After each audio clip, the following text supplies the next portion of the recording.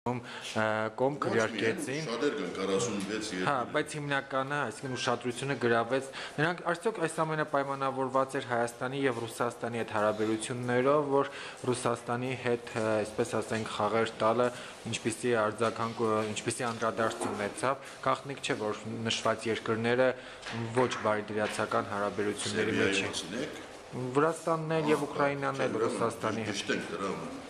Չէ, ՎԱՄ-ը գա, ՎԱՄ-ը նախքան Ռուսաստանի խաղերը ցերասած կազմվել է, այդ ՎԱՄ-ի մեջ են Վրաստանն ու Ուկրաինան, դրա համար այդպես է գնալ։ Բայց հետաքրքրական է, որ օրինակ Մոլդովան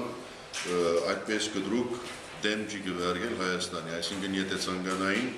վրացիներն էլ կարող էին կտրուկ դեմ չգվերգել, Ուկրաինան էլ կարող էր կտրուկ դեմ չգվերգել։ Հիմա ինչու դեմ գվերգել են,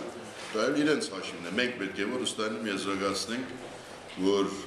Վրաստանի պատվիրակները, Ուկրաինայի պատվիրակները այս դեպքում երկու դեպքում են Հայաստանի դեմ կվերգել են, այդ նույն ՎԱՄ-ին ասի Մոլդովան անդամ է, բայց Մոլդովայի պատվիրակները ավելի հավասարակշռված են փորձել իրենց միջև գվերները բաժանել։ Բայց նաև կան բազմաթիվ այլ պետություններ, ովքեր կարող է Ռուսաստանի պահվածքը ձեր որակումով խաղեր համարեին, բայց այս դեպքում բոլորն են անցածին կամ շատերը անցածին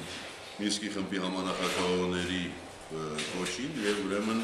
ընթացք չտվեցին Ադրբեջանի խաղերին։ Բարձ է, ես չեմ խոսում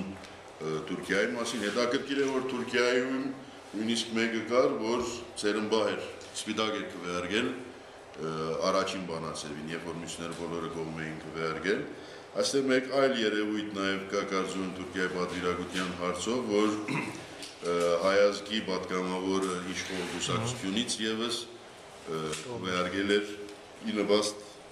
ադրբեջանամետ բանացևին կամ երկու բանացևերին էլ կողմ քվեարկել էր։ Դա եւս երևույթ է, որ հավանաբար ինքը,